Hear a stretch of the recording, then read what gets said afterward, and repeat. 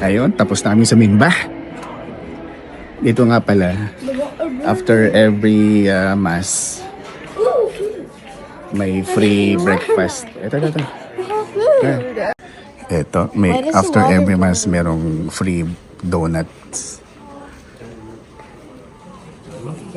Mayroon pang juice doon.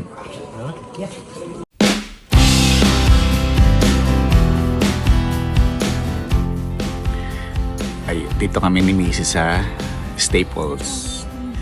Kasi next week nga pala ay pasukan na ng mga bata sa school. Kaya kailangan namin bumili ng gamit sa school. Yan, meron kaming listahan. Ang patingin nga ng listahan, papakita ko lang. Ito yung galing sa parang dilim. Yan. Ito yung galing sa sa school na listahan. Hindi naman ganun kadami. Mga lang, yung mga normal lang na kailangan ng mga bata sa school. And hindi rin siya required. Kung sila lang siguro makaka-afford na bumili. Kasi na lang kung pwede namang school lang mag-provide. Parang lang to, parang donation, ika nga. Kaya yun, dito kami.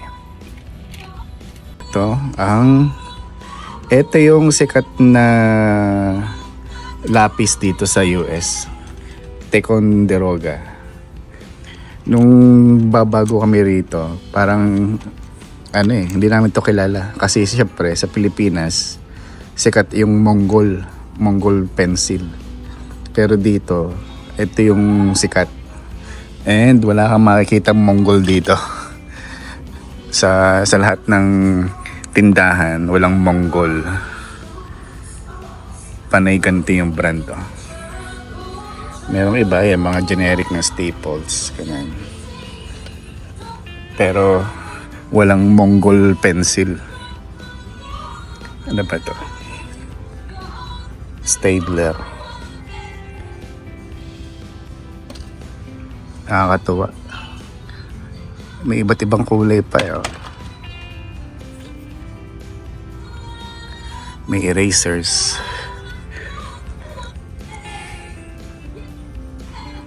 Pero yun, teka, nawala na si Mrs.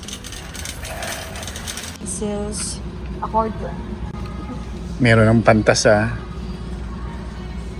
colored pencils, Crayola, notebook. Isang notebook lang.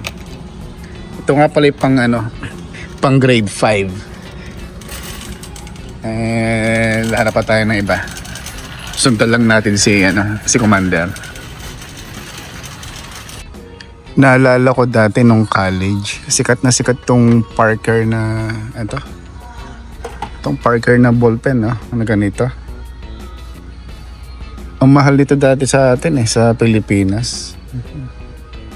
Dito naka-box din Medyo mahal din ang konti.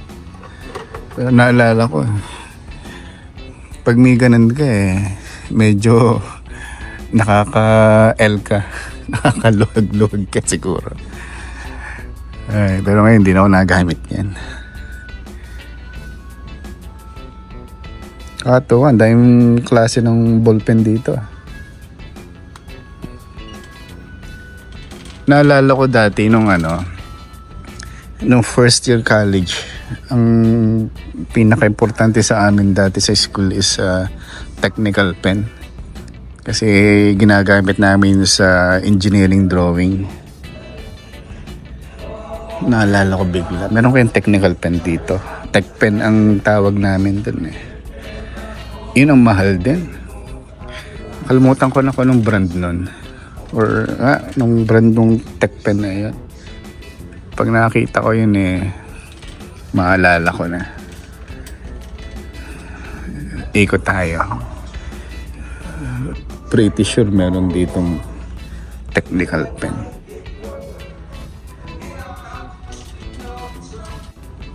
Kung mahilig ka sa marker, magsasawa ka rito ng marker.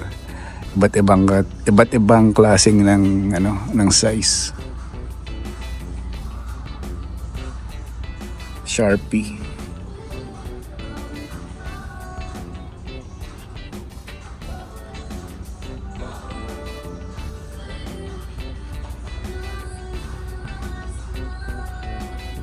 Kailangan ko ng ganito. Hanap daw tayo ng black and blue na ballpen. Black and blue.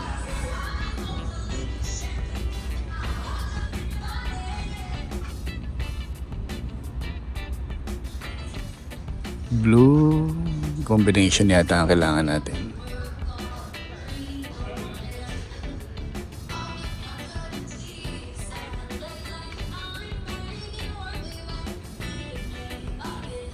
Ito, ano ba ito?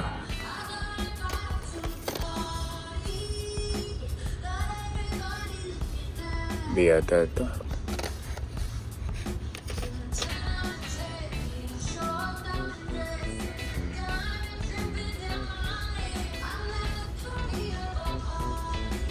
Ito, kaso black,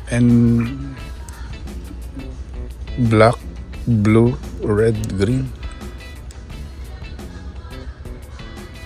Black and blue lang daw eh.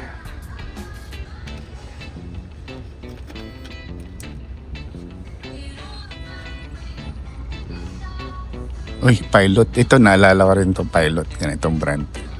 Sikat to nung high school. Mahal din ang isa niyan dati. Ito, ano ba to? Black, red. Okay na siguro to.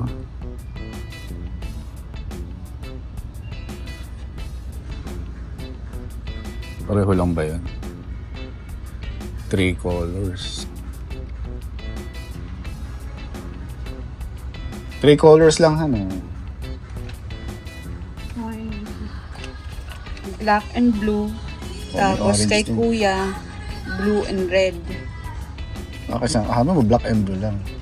Oo, naandito na lahat eh. Pati siya kay kuya, mabigyan ko na rin siya dito. Ito, sa bata ko nung dito pala. Tapos the rest, pwedeng share tayo. Ito, paper mate.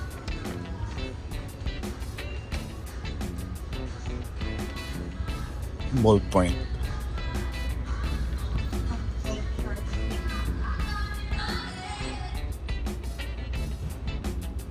Para mas maganda to, Han.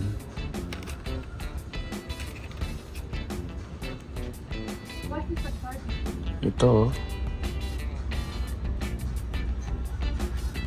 Dalawang black, isang blue, isang green. Pilot pa. Ano ba to? Ballpoint. Gel pala to. Dito pwede.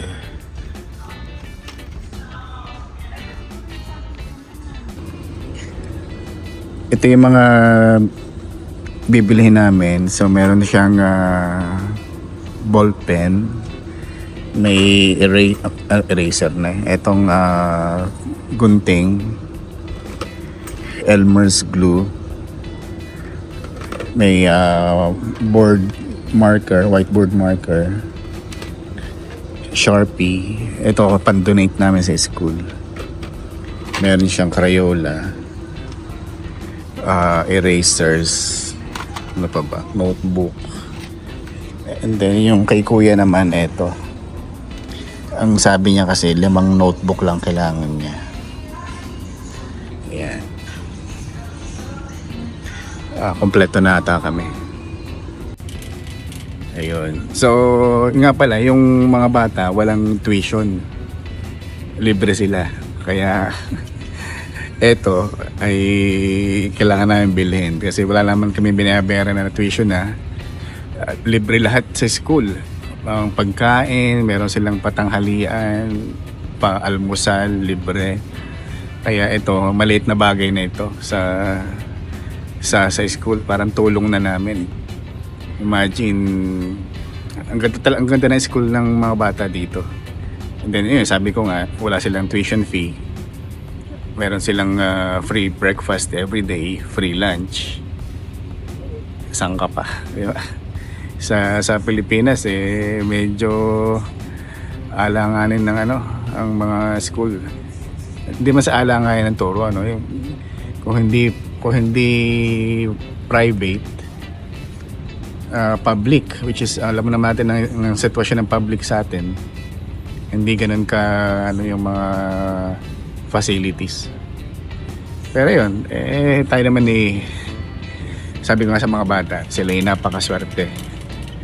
Kasi sila ay kahit nasa public sila, magandang kailan school.